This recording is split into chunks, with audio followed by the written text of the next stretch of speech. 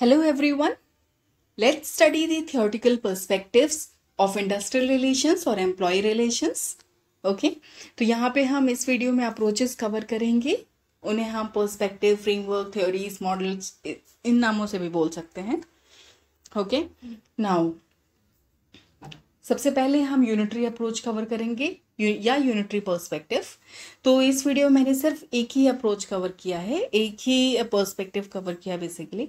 और रीज़न ये है कि मैंने उसके साथ काफ़ी सारे एमसीक्यूज ऐड किए हैं. तो मैं हर वीडियो में एमसीक्यूज लेके आऊँगी along with the explanation part, ताकि उस पर्टिकुलर टॉपिक को आप मतलब बहुत अच्छे से उस टॉपिक में कॉन्फिडेंट हो जाएं कि ये टॉपिक से मेरे क्वेश्चंस मिस नहीं होंगे. Okay, all right, so let's start now.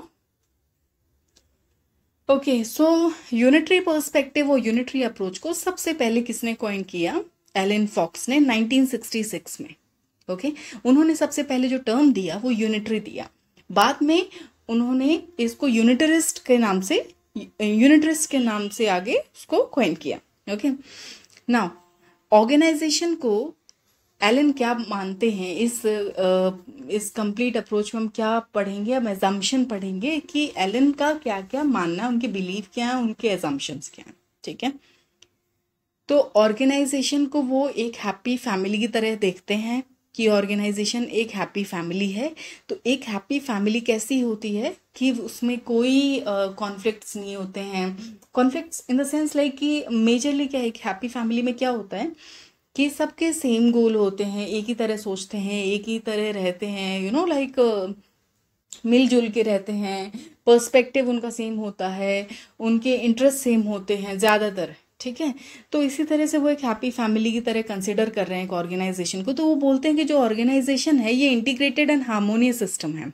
ठीक है, तो अकॉर्डिंग टू एलन के हिसाब से वो बोलते हैं कि सारे जो मेंबर्स हैं ऑर्गेनाइजेशन के, all members of the organisation have the common और सेम गोल. सबका सेम गोल है, सबका कॉमन गोल है, कॉमन इंटरेस्ट है, पर्पस, और सब जो है ये म्यूचुअली गोल जो है ये शेयर कर रहे हैं एक दूसरे के साथ. ठीक है, वो एक एंटरप्राइज को, एक ऑर्गेनाइजेशन को सोशल सिस्टम या यूनिटरी ऑर्गेनाइजेशन मान रहे हैं. और वो बोलते हैं कि जब सबका कॉमन गोल है, जब सबका सेम ऑब्जेक्टिव है, सेम इंटरेस्ट है, तो फिर कॉन्फ्लिक्ट कहाँ से आता है? कॉन्फ्लिक्ट अराइज ही नहीं होता है, कॉन्फ्लिक्ट आने का कोई सवाल ही नहीं उठता है. Now since both the management and workers have common objectives of achieving high efficiency. जब मैनेजमेंट और वर्कर्स दोनों ही हाई एफिशिएंसी से काम करना चाहते हैं and want to earn maximum profit, और मैक्सिमम प्रॉफिट अर्न करना चाहते हैं या मैक्सिमम प्रॉफिट जनरेट करना चाहते हैं, देन इन नो वे से कॉन्फ्लिक्ट अराइजेस. तो किसी भी तरीके से कॉन्फ्लिक्ट अराइज होता ही नहीं है. ओके, तो management is the main authority. तो एलन जो है यहाँ पे मैनेजमेंट को मेन अथॉरिटी मानते हैं कि एक ऑर्गेनाइजेशन में मेन अथॉरिटी मानते हैं कि मेन अथॉरिटी जो है मैनेजमेंट है. And there is no way of having the conflict of interest between the management and workers. और वो बोलते हैं कि मैनेजमेंट एंड वर्कर्स के बीच में कॉन्फ्लिक्ट होने का कोई सवाल नहीं उठता है, क्योंकि कोई कॉन्फ्लिक्ट ऑफ इंटरेस्ट है ही नहीं, क्योंकि सबका सेम ऑब्जेक्टिव है, सेम गोल है, म्यूचुअली शेयर करते हैं, तो अराइज होने का कोई क्वेश्चन नहीं उठता. Okay, all right. And I think मैंने फॉन्ट्स काफ़ी छोटे कर दिए हैं. ओके, सो पीडीएफ्स अवेलेबल है, फ्री पीडीएफ्स अवेलेबल हैं सारे मेरे टेलीग्राम चैनल पे. टेलीग्राम चैनल का लिंक डिस्क्रिप्शन बॉक्स में मिल जाएगा. Okay, all right. सो उनका कहना है कि all the actions and ideas of management and state यानी कि गवर्नमेंट. तो मैनेजमेंट और गवर्नमेंट के जितने भी आइडियाज हैं, जितने भी एक्शन है, वो सब सही हैं, सब राइट हैं, सब रैशनल हैं, सब लॉजिकल हैं, सबका सेंस बनता है.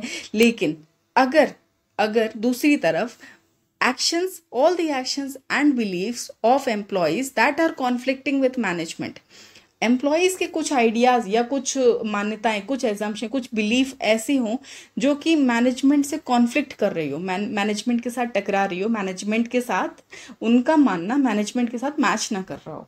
ठीक है, तो अगर ऐसा कोई थॉट प्रोसेस है एम्प्लॉयज़ का जो मैनेजमेंट के साथ मैच नहीं कर रहा है, तो वो इर्रेशनल है, वो राइट नहीं है. ठीक है, वो लॉजिकल नहीं है, वो सेंस नहीं बनाता. ठीक है, वो बोलते हैं, एलन का बोलना है कि एम्प्लॉयज़ जो है वो मैच नहीं कर पा रहे अपने आप को, मीट नहीं कर पा रहे, वो मैनेजमेंट के साथ ना मिक्सअप नहीं हो पा रहे अच्छे से, वो मैनेजमेंट को समझ नहीं पा रहे। तो वो ये उनका ये सोचना है, ठीक है। वो मैनेजमेंट को एज अ फादर ले रहे हैं कि जैसे फादर एक फैमिली में अथॉरिटेटिव पोजीशन पे होता है कि वो जो भी बच्चों के लिए सोचेंगे, करेंगे, सब अच्छा अच्छा करेंगे, अच्छा सोचेंगे, तो सेम वो बोल रहे हैं कि मैनेजमेंट जो है एम्प्लॉयज़ को बिल्कुल एम्प्लॉयज़ के फेवर में करेंगे, जो भी करेंगे अच्छा करेंगे। और एम्प्लॉयज़ अगर कुछ नहीं समझ पा रहे हैं नहीं, तो वो कहीं ना कहीं उनकी समझ में कमी है, कहीं ना कहीं वो अपने आप को मिक्स नहीं कर पा रहे हैं, अपने आप को मैनेजमेंट के साथ मैच नहीं कर पा रहे हैं, मैनेजमेंट की पॉलिसीज़ को, प्रोसीजर को समझ नहीं पा रहे, उसमें कमी है, इसलिए कॉन्फ्लिक्ट है। ओके, अब एलन क्या बोलते हैं कि both the parties must work together to achieve their common objective. वो बोलते हैं कि जो दोनों पार्टीज हैं एक साथ मिलके काम करें कॉमन ऑब्जेक्टिव को अचीव करने के लिए। यूनिटरी थ्योरी जो है ये बिलीव करती है, यूनिटी पे फोकस करती है, वो ये फोकस करती है bringing together the efforts of individuals for team work and common objective. तो टीम वर्क और कॉमन ऑब्जेक्टिव को अचीव करने के लिए एक साथ मिलजुल के काम करने पे फोकस करती है, ठीक है।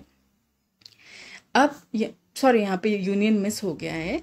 So trade union are not important. Okay, तो बोलते हैं कि जो ट्रेड यूनियन है वो ट्रेड यूनियन को बिल्कुल भी इम्पॉर्टेंट नहीं मानते। वो बोलते ट्रेड यूनियन की तो ज़रूरत ही नहीं है, ट्रेड यूनियन अननेसेसरी है, नॉन एसेंशियल है, इम्पॉर्टेंट नहीं है, ठीक है, for the wellbeing of workers और for managing the conflict manage करने में। कॉन्फ्लिक्ट तो होता ही नहीं है, कॉन्फ्लिक्ट तो राइज ही नहीं होता, राइज होने का सवाल ही नहीं उठता। और ट्रेड यूनियन तो बिल्कुल ही नेसेसरी नहीं है, ये तो बेकार है और यूजलेस है और इसकी कोई ज़रूरत नहीं है, ठीक है। Now this theory tends towards authoritarianism and paternalism. ये दो बहुत इंपॉर्टेंट वर्ड्स हैं, अगर ये टर्म आ जाए एग्जाम के क्वेश्चन में किसी भी एमसीक्यू में तो आंसर सीधा यूनिटरी पे जाएगा, ठीक है। दिस थ्योरी, ये जो थ्योरी है ये दो चीज़ों पे फोकस करती है, अथॉरिटेरियनिज्म एंड दूसरा हो गया है आपका पैटर्नलिज्म। तो पैटर्नलिज्म जैसे मैंने बताया एक फैमिली में जो फादर होते हैं, ठीक है, तो इट्स लाइक वो उस चीज़ पे फोकस कर रहा है, बिल्कुल एक फैमिली की तरह ही है, ठीक है। एंड दूसरा अथॉरिटेरियनिज्म की जो अथॉरिटी है वो किसके पास है, मैनेजमेंट के पास है, ठीक है। तो इस चीज़ पे ये फोकस कर रहा है। अब एलन जो है वो क्या एक्सपेक्ट कर रहे हैं, एलन बोल रहे हैं कि सारे एम्प्लॉयज़ जो हैं वो सबको लॉयल रहना चाहिए मैनेजमेंट से, सारे एम्प्लॉयज़ को लॉयल्टी मेंटेन करनी चाहिए मैनेजमेंट से, ठीक है। सारे स्टाफ से वो लॉयल्टी एक्सपेक्ट कर रहे हैं ताकि उन दोनों के बीच में, मैनेजमेंट एंड वर्कर्स के बीच में ट्रस्ट मेंटेन हो सके एंड ट्रस्ट वर्दी एनवायरनमेंट क्रिएट हो सके ऑर्गेनाइजेशन के अंदर। तो कॉन्फ्लिक्ट इज डिसफंक्शनल, कॉन्फ्लिक्ट को वो डिसफंक्शनल मान रहे हैं, डिसरप्टिव मान रहे हैं, यूजलेस मान रहे हैं। वो बोल रहे कॉन्फ्लिक्ट तो बेकार की चीज़ है, कॉन्फ्लिक्ट तो क्रिएट ही नहीं होता, अननेसेसरी है। ये जब सब मिलजुल के चलेंगे, जब ट्रस्ट रहेगा ऑर्गेनाइजेशन में, एक दूसरे को कोऑपरेट करके चलेंगे तो कॉन्फ्लिक्ट आने का सवाल ही नहीं। तो conflict is disruptive, useless, dysfunctional. Okay, now IR is grounded in mutual cooperation, individual treatment, team work and shared goals. अब क्या बोलते हैं कि जो IR किस चीज़ में ग्राउंडेड है, ये म्यूचुअल कोऑपरेशन में, एक दूसरे से मिल के रहने में, इंडिविजुअल ट्रीटमेंट, ठीक है, टीम वर्क, शेयर्ड गोल्स, इन चीज़ों पे है। अब वो वर्क प्लेस कॉन्फ्लिक्ट वो बोल रहे हैं कि जो ऑर्गेनाइजेशन में कॉन्फ्लिक्ट हो जाता है, ठीक है, जो ऑर्गेनाइजेशन में कॉन्फ्लिक्ट हो जाता है, आई होप ये विजिबल है। तो वो बोल रहे हैं कि जो ऑर्गेनाइजेशन में कॉन्फ्लिक्ट हो जाता है वो किस चीज़ का रिजल्ट है, वो बोलते हैं कि जो ऑर्गेनाइजेशन में कॉन्फ्लिक्ट होता है उसकी वजह से जो स्ट्राइक्स होते हैं, जो लॉकआउट होते हैं, वो सब टेम्परेरी है, सब नॉन परमानेंट है नेचर में, ठीक है। और ये होता है पुअर मैनेजमेंट ऑफ एम्प्लॉयज़, मतलब एम्प्लॉयज़ जो मैनेजमेंट को समझ नहीं पाते हैं, एम्प्लॉयज़ जो मैनेजमेंट के साथ मिक्सअप नहीं हो पाते हैं, या एम्प्लॉयज जो मैनेजमेंट की पॉलिसीज़ को निगलेक्ट करते हैं, इग्नोर करते हैं, निगलेक्ट करते हैं, तो उस चीज़ की वजह से ही, उस पुअर मैनेजमेंट की वजह से ही कॉन्फ्लिक्ट होता है। तो सारी चीज़ें किसके उसमें आई, एम्प्लॉयज़ के उसमें आई कि एम्प्लॉयज़ ऐसा नहीं कर पाते, इस रीज़न से ऐसा हो रहा है, ठीक है। Okay, now objectives of unitary approach. अब यहाँ पे हम कुछ ऑब्जेक्टिव समझेंगे कि इसका मेन ऑब्जेक्टिव क्या है। तो ये क्या चाहते थे, इनका ऑब्जेक्टिव था कि to create a productive, effective and harmonious work environment. एक प्रोडक्टिव, इफेक्टिव और हार्मोनियस वर्क एनवायरनमेंट क्रिएट करना, ठीक है। एनवायरनमेंट जो कैसा ऑर्गेनाइजेशन का होना चाहिए, प्रोडक्टिव होना चाहिए, इफेक्टिव होना चाहिए, हार्मोनियस, सब मिलजुल के काम करें, ट्रस्ट वर्दी होना चाहिए, ओपन रहें, सब फेयर रहें, ट्रांसपेरेंट वर्क कल्चर रहे, ऐसा वो चाहते थे, ठीक है। So that the workers and management can trust each other, ताकि वर्कर्स और मैनेजमेंट एक दूसरे के साथ एक दूसरे पे ट्रस्ट कर सकें, ठीक है। फिर उन्होंने वो रिस्ट्रिक्ट किया ट्रिब्यूनल्स का role, trade unions, employer association, मतलब वो चाहते थे तीसरा कोई बंदा बीच में ना हो, तीसरी कोई पार्टी बीच में ना हो। जो भी कोई प्रॉब्लम हो वो ये दोनों आपस में मिल के सॉल्व करें। अगर कुछ है भी, वर्कर्स को मैनेजमेंट से बात करनी चाहिए। अगर वर्कर्स अपने अपने आप को एडजस्ट नहीं कर पा रहे, घुल मिल नहीं पा रहे, या मैनेजमेंट की किसी पॉलिसी को समझ नहीं पा रहे, तो उन्हें मैनेजमेंट के पास जाके बात करनी चाहिए। तीसरी किसी पार्टी की ज़रूरत नहीं, किसी एम्प्लॉयर के एसोसिएशन की ज़रूरत नहीं, किसी ट्रेड यूनियन की ज़रूरत नहीं है, किसी भी ट्रिब्यूनल की ज़रूरत नहीं है, गवर्नमेंट के किसी एसोसिएशन की ज़रूरत नहीं है। तो उनका ये कहना था कि थर्ड कोई इंटरवेंशन नहीं होना चाहिए कोई, क्योंकि वो उनका सोचना ऐसा था कि अगर तीसरी कोई पार्टी होगी तो ये दो जो मेन मैनेजमेंट एंड वर्कर्स हैं, इन दोनों के बीच में गैप क्रिएट होगा थर्ड पार्टी के आने से, ठीक है। ओके, अब हम पढ़ेंगे यूनिटरी अप्रोच को एम्प्लॉय के पॉइंट ऑफ व्यू से और फिर एम्प्लॉयर के पॉइंट ऑफ व्यू से। तो unitary approach from the employee point of view, तो वो बोलते हैं कि एम्प्लॉयज़ के हिसाब से क्या होना चाहिए, साउंड टर्म्स एंड कंडीशंस, ठीक है। वर्कर्स लीडर, और वर्कर्स का जो लीडर है यानी कि जो ट्रेड यूनियन या फिर जो रिकॉग्नाइज्ड यूनियन है, तो वो कैसा होना चाहिए। उनका पहला बोलना था कि जो कंडीशन है, जो वर्किंग कंडीशन है, वो अच्छी होनी चाहिए, ठीक है, जहां एम्प्लॉयज़ अच्छे से काम कर सकें। दूसरा बोलना है कि जो वर्कर्स के लीडर हैं या ट्रेड यूनियन जो रिकॉग्नाइज्ड यूनियन है, वो क्या करे कि जो वर्कर्स की बात है उसको मैनेजमेंट तक पहुंचाए, ना कि बीच में कुछ कंफ्यूजन क्रिएट करे, कोई लड़ाई झगड़ा कराए, कुछ भी इस तरह का गैप क्रिएट कराए। तो अगर होता भी है तो सिर्फ वो कन्वे करे, कम्युनिकेशन को कन्वे करे। पहले तो वो चाहते ही नहीं थे कि कुछ भी ऐसा हो। उन्होंने तो ट्रेड यूनियन को स्ट्रेट अवे मना किया है कि बिल्कुल ट्रेड यूनियन अननेसेसरी है, ज़रूरत नहीं है इसकी बिल्कुल भी, ठीक है, क्योंकि उन्होंने कॉन्फ्लिक्ट को ही मना किया है कि कॉन्फ्लिक्ट अराइज ही नहीं होता। Now let workers participate in management decision making process. अब उन्होंने बोला कि वर्कर्स को let workers participate in management, उन्होंने बोला कि वर्कर्स को मैनेजमेंट के डिसीजन मेकिंग प्रोसेस में पार्टिसिपेट करने देना चाहिए, उन्हें अपॉर्चुनिटी देनी चाहिए। Provide the opportunity to workers to share their suggestion, thoughts, ideas. उन्होंने बोला कि अपॉर्चुनिटी देनी चाहिए वर्कर्स को कि वो अपना सजेशन, अपना थॉट्स, अपने आइडियाज़ को भी शेयर कर सकें, ठीक है। जो वर्किंग प्रैक्टिसेस हैं वो भी फ्लेक्सिबल होनी चाहिए, ठीक है। Empowering the individuals by letting them participate, ठीक है। वर्कर्स को एम्पावर करना चाहिए, वर्कर्स को, इंडिविजुअल्स यानी वर्कर्स को एम्पावर करना चाहिए by letting them participate in various management role.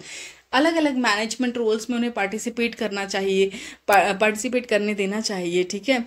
Decision making में, प्रॉब्लम सॉल्विंग में, which makes the employees very creative, जो कि एम्प्लॉयज़ को बहुत क्रिएटिव बनाता है, थॉटफुल बनाता है, इनोवेटिव बनाता है और उन्हें ऑर्गेनाइजेशन से अटैच भी करता है, ठीक है। Now unitary approach from the employer point of view. तो अब हम एम्प्लॉयर पॉइंट ऑफ व्यू से पढ़ेंगे। तो एम्प्लॉयर पॉइंट ऑफ व्यू से एम्प्लॉयर्स का मतलब क्या कहना है, वो ये बोलते हैं कि जो लाइन मैनेजर या सुपरवाइजर या टीम लीडर्स जो हैं, तो वो क्या करें, रिस्पॉन्सिबिलिटी ले, टीम की रिस्पॉन्सिबिलिटी वो लें, ठीक है। दूसरा, employees personal objective should be discussed. Employees का जो पर्सनल ऑब्जेक्टिव है should be discussed with the management so that the conflict can be minimised और एलिमिनेटेड। तो एम्प्लॉयज का जो पर्सनल ऑब्जेक्टिव है वो डिस्कस किया जाना चाहिए मैनेजमेंट से। वो बोलते हैं कि जो अब जैसे टीम लीडर सुपरवाइजर वो टेक केयर करेंगे टीम का, तो जो टीम लीडर्स हैं तो एम्प्लॉयज़ के जो ऑब्जेक्टिव हैं वो आकर मैनेजमेंट से डिस्कस करें ताकि कोई कॉन्फ्लिक्ट ना हो। वो मैनेजमेंट मतलब एम्प्लॉयज़ क्या चाहते हैं क्या नहीं चाहते हैं वो हमें आके बताएं, ताकि जो कॉन्फ्लिक्ट अगर हो भी तो उसे एलिमिनेट किया जा सके या मिनिमाइज किया जा सके। ठीक है। अब स्टाफिंग पॉलिसीज़ यानी जो एचआर पॉलिसीज़ हैं वो इस तरीके से होनी चाहिए कि वो एम्प्लॉयज़ को इंस्पायर करें, मोटिवेट करें, उन्हें इस तरीके की चीज़ें होनी चाहिए जो उन्हें अट्रैक्ट करें, उन्हें बाइंड करें ऑर्गेनाइजेशन से, ताकि वो डेडिकेशन के साथ काम कर सकें। ठीक है। जस्ट मतलब इस तरह की पॉलिसीज़ होनी चाहिए कि वो एम्प्लॉयज़ को बूस्ट अप करके रखें। ठीक है। तो organisational goal should be well explained. Organisational goal जो है वो कैसे होने चाहिए, वो ऑर्गेनाइजेशनल गोल जो है वो बहुत अच्छे से एक्सप्लेन किए जाने चाहिए। ये जो सुपरवाइजर्स है, लाइन मैनेजर्स हैं, ये ऑर्गेनाइजेशनल गोल को एम्प्लॉयज़ को, अपनी टीम्स को बहुत अच्छे से एक्सप्लेन करें। ठीक है। और उनके साथ डिस्कस करें। ठीक है। ताकि एम्प्लॉयज़ जो हैं अपने पर्सनल गोल को ऑर्गेनाइजेशनल गोल के साथ मैच कर सकें and work towards meeting the organisation ultimate objective. तो और ये बेसिकली किस चीज़ पे फोकस कर सकें, ऑर्गेनाइजेशन के अल्टीमेट ऑब्जेक्टिव को मीट करने पे फोकस कर सकें। तो ये सारे instructions basically line manager supervisors के लिए हैं कि उन्हें क्या करना चाहिए। नंबर 1 कि वो टीम की रिस्पॉन्सिबिलिटी लें। दूसरी चीज़ उन्होंने बोली कि वो टीम के साथ जो है वो डिस्कस करें। ठीक है। टीम की जो इश्यूज हैं वो मैनेजमेंट के साथ डिस्कस करें। एचआर की पॉलिसीज इस तरीके से होनी चाहिए कि वो मतलब रिवॉर्ड सिस्टम हो, एम्प्लॉयज़ को बूस्ट अप कर सकें, अट्रैक्ट करें। ठीक है। मोटिवेट करें, ऑर्गेनाइजेशन में रहने के लिए बाइंड करें कि मतलब वो ऑर्गेनाइजेशन के साथ रहना चाहें। ठीक है ना। ऑर्गेनाइजेशन गोल जो है वो इस तरीके से होना चाहिए। ठीक है। ऑर्गेनाइजेशनल गोल जो है वो एम्प्लॉयज़ के साथ बहुत अच्छे से डिस्कस किया जाना चाहिए, और ये सुपरवाइज़र का ही टास्क है कि वो डिस्कस करें ऑर्गेनाइजेशन का गोल, ताकि एम्प्लॉयज़ जो है अपने पर्सनल गोल को ऑर्गेनाइजेशनल गोल के साथ मैच करके मेन गोल पे फोकस करें। Okay. Now there are some MCQs. Okay. Which of the following perspectives concerning industrial relation is based on the assumption that conflict is irrational in an organization? Okay. I hope question आपको visible है. Please read the question and try to answer. Answer जबकि लिखा हुआ है, but फिर भी we'll take few seconds on the slides, and इसके बाद आप वीडियो रोक के भी अच्छे से पढ़ सकते हो, समझ सकते हो, एंड कुछ भी डाउट होता है, कहीं कोई कंफ्यूजन है, कुछ भी है, तो you can ping me on the comment section. ठीक है। Which of the following perspective concerning industrial relation is based on the assumption that conflict irrational है? कौन से पर्सपेक्टिव में बताया गया है? Unitary. According to whom conflict is necessary but it can be a need to be managed and resolved? किसने मतलब किस उसमें बताया गया है, किस अप्रोच में, किस पर्सपेक्टिव में बताया गया है कि कॉन्फ्लिक्ट जो है, according to whom conflict is necessary but it can be and need to be managed and resolved? I hope you can answer. Under unitary approach, industrial relation is grounded in unitary approach में industrial relation किस चीज़ में ground होता है? Mutual cooperation होता है, individual treatment होता है, team work और शेयर्ड गोल्स होते हैं। ये सारे टर्म्स हमने पढ़े अभी, all of the above. So answer is D. According to unitary approach के हिसाब से the organisation is viewed as, हम ऑर्गेनाइजेशन को कैसे देखते हैं? A collection of the conflicting interest होता है वहां पे? नहीं होता है। Unified entity with shared interest, term क्या आ गया यहाँ पे? शेयर्ड इंटरेस्ट आ गया। तीसरा हम पढ़ेंगे प्लेटफॉर्म फॉर एम्प्लॉई एम्पावरमेंट, ये एम्प्लॉई एम्पावरमेंट का एक प्लेटफॉर्म है? नहीं। A breeding ground for industrial dispute होता है क्या? नहीं। इंडस्ट्रियल डिस्प्यूट नहीं, कॉन्फ्लिक्टिंग इंटरेस्ट नहीं, प्लेटफॉर्म नहीं है एम्प्लॉय एम्पावरमेंट का, तो फिर क्या बचा? शेयर्ड इंटरेस्ट है यहाँ पे, B. The unitary approach emphasises, unitary approach क्या एम्फेसाइज करता है, किस चीज़ पे मतलब फोकस करते हैं, conflict resolution through collective bargaining, कि कॉन्फ्लिक्ट को रिजॉल्व किया जा सके। कलेक्टिव बार्गेनिंग का नाम आया, कलेक्टिव बार्गेनिंग के बारे में पढ़ा हमने, नहीं पढ़ा ना। फिर the importance of strong trade unions, strong trade unions के बारे में बात की, इंपॉर्टेंस ट्रेड यूनियंस के लिए तो मना किया गया ना इसमें।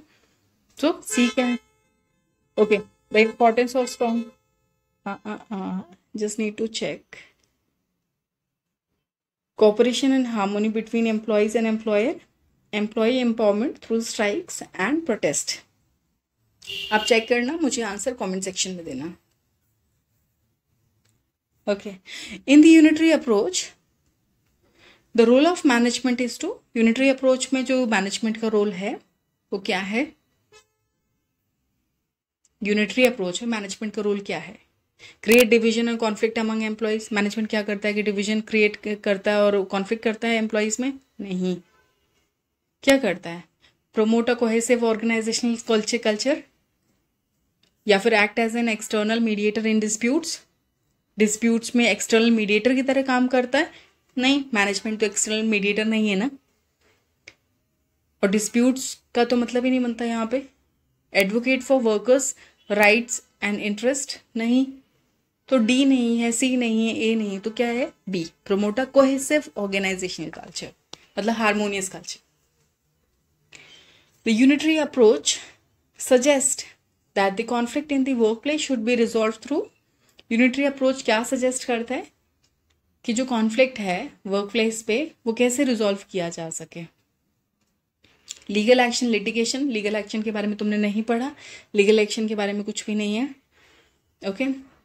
Then external intervention by government authorities, government authorities या ट्रेड यूनियन या फिर किसी भी तरीके का इंटरवेंशन तो मना किया है, रिस्ट्रिक्ट किया है ने, ठीक है। तीसरी चीज़ है dialogue, communication and internal mechanism, वो चाहते थे कि जो भी चीज़ें इंटरनली ही सुलझे, यही था ना। यूनियन लेड स्ट्राइक्स, यूनियन का स्ट्राइक और इंडस्ट्रियल एक्शन ये सब भी नहीं है, इस चीज़ के तो फेवर में नहीं थे वो। तो क्या है कि डायलॉग, बातचीत करके, कम्युनिकेट करके, बातचीत करके या इंटरनल मैकेनिज्म से ही अगर कोई कॉन्फ्लिक्ट है तो उसको रिजॉल्व किया जा सके। Unitary approach assumes that employees, unitary approach क्या अज्यूम करता है कि employees have conflicting interest with employers. Unitary approach क्या अज्यूम करता है, ये अज्यूम करता है कि एम्प्लॉयज़ का कॉन्फ्लिक्टिंग इंटरेस्ट है एम्प्लॉयर्स के साथ, नहीं। अभी हमने पढ़ा कि यूनिटरी अप्रोच में एम्प्लॉयज़ का कॉन्फ्लिक्टिंग इंटरेस्ट नहीं है, सबका सेम इंटरेस्ट है, सबका कॉमन गोल है, कॉमन इंटरेस्ट है, कॉमन पर्पस है, पढ़ा, तो ये नहीं होगा। दूसरा, should prioritise their own interest over the organisational goals, ठीक है। वो क्या अपना इंटरेस्ट ऑर्गेनाइजेशनल के गोल से ऊपर रखते हैं, नहीं, इसके बारे में हमने नहीं पढ़ा, ऐसा नहीं है। सब एक दूसरे के साथ मिलजुल के चलते हैं, हारमोनियस चलते हैं, हैप्पी फैमिली की तरह रहते हैं, हैप्पी फैमिली की तरह हैं, ठीक है। Should align themselves with the organisational objective, ठीक है। वो अपने आप को अलाइन करते हैं ऑर्गेनाइजेशनल ऑब्जेक्टिव के साथ, ऑर्गेनाइजेशनल ऑब्जेक्टिव के साथ अलाइन करते हैं, मतलब हारमोनियस वे में चलते हैं, कोऑपरेट करके चलते हैं, मिलजुल के चलते हैं, ठीक है। और या फिर इनहेरेंटली डिसलॉयल नहीं, एलन क्या एक्सपेक्ट करते हैं, वो सारे एम्प्लॉयज मैनेजमेंट से, एम्प्लॉयज से लॉयल्टी एक्सपेक्ट करते हैं, ठीक है। तो सी वाला आंसर होगा इसका। Now according to the unitary approach the focus of industrial relations is on, unitary approach के हिसाब से जो फोकस है इंडस्ट्रियल रिलेशन का किस चीज़ पे होगा, promoting collective action and strikes, collective action या स्ट्राइक्स को प्रमोट करना। स्ट्राइक्स को प्रमोट बिल्कुल भी नहीं किया एलन ने, ए रॉन्ग, ठीक है। B, maintaining a balance of power between employers and employees, balance of power maintain करने के लिए बिल्कुल भी नहीं, वो तो मैनेजमेंट को ही अथॉरिटेरियन मानते थे, मेन अथॉरिटी वो किसको मानते थे, मैनेजमेंट को, राइट, याद है। So B wrong. C, building a positive work environment and employ engagement, वो एक पॉजिटिव वर्क एनवायरनमेंट पे फोकस कर रहे थे, उनका मेन ऑब्जेक्टिव जो था पॉजिटिव वर्क एनवायरनमेंट और एम्प्लॉय इंगेजमेंट हो, उस चीज़ पे फोकस कर रहे थे। एंड डी जो है advocating for workers right and social justice, वो वर्कर्स के राइट और सोशल जस्टिस के लिए नहीं लड़ रहे थे। तो D wrong, A B D wrong, C is the answer. Okay, now unitary approach downplays the role of, unitary approach downplays the role of, ठीक है। तो इसका क्या आंसर होगा? इसका आंसर आप बहुत इजीली निकाल सकते हैं। किस चीज के अगेंस्ट में थे वो?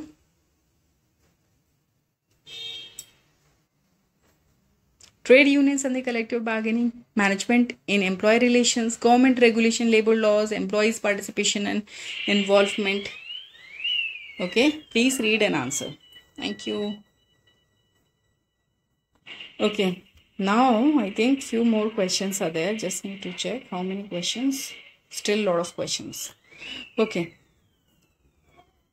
The unitary approach emphasizes the importance of, unitary approach क्या emphasize करती है? unitary approach जो है emphasize करती है किस चीज़ की importance पे? fragmented organizational culture, fragmented organisational culture पे तो फोकस नहीं करती, अलग अलग वो तो एक हारमोनियस इंटीग्रेटेड मिली जुली ऑर्गेनाइजेशन पे जोर देते हैं। फ्रेगमेंटेड टुकड़ों टुकड़ों वाली ऑर्गेनाइजेशन कल्चर पे तो नहीं फोकस करते, राइट? उस बात पे तो एम्फेसाइज नहीं करते। दूसरी चीज़ है कन्फ्लिक्टिंग इंटरेस्ट, कि सबका इंटरेस्ट जो हो एम्प्लॉयर और एम्प्लॉय का कन्फ्लिक्टिंग हो नहीं, नो, ठीक है, कॉन्फ्लिक्टिंग नहीं होना चाहिए। तीसरा है effective communication and shared values, सबकी जो कम्युनिकेशन है वो कैसी होनी चाहिए? इफेक्टिव कम्युनिकेशन, आपस में बातचीत सबसे अच्छे से होनी चाहिए, और जो उनकी वैल्यूज हैं, जो गोल्स वगैरह, वो शेयर्ड होना चाहिए। तो C is the answer. Now D, external intervention and arbitration, नहीं, एक्सटर्नल इंटरवेंशन के तो वो अगेंस्ट है ना, कि बीच में कोई नहीं आना चाहिए, ताकि मैनेजमेंट और वर्कर्स के बीच में गैप क्रिएट ना हो, ठीक है, तो उस चीज के अगेंस्ट थे। तो C is the answer. Now, the unitary approach views conflict in the workplace as, unitary approach conflict को कैसे देखता है? In the workplace, inevitable and destructive. Inevitable and destructive? No. Destructive बोला है कि conflict is destructive, but inevitable भी तो लिखा है, तो इसलिए A नहीं होगा, ठीक है। Now, opportunities for power struggle? No, conflict opportunities for power struggle थोड़ी है। Okay, a sign of healthy working environment, obstacles to be avoided and suppressed. So D is the answer, obstacles to be avoided and suppressed, ठीक है।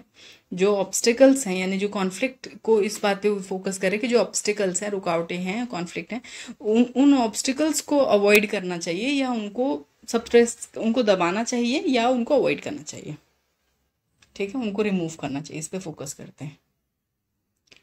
इन the unitary approach the employees are seen as, unitary approach में employees को कैसे देखा जा रहा है? Passive recipients of the management decisions, management decisions के passive recipient? No. Competitors in a power struggle with employers? No. Active contributors to organisational success, organisational success के लिए एक्टिव कॉन्ट्रीब्यूटर्स होना? यस। एम्प्लॉयज जो है वो कैसे काम कर रहे हैं? एज एक्टिव कॉन्ट्रीब्यूटर काम कर रहे हैं ऑर्गेनाइजेशनल सक्सेस के लिए, right? They are the active contributors. And victims of exploitative labor practices? No, they are not.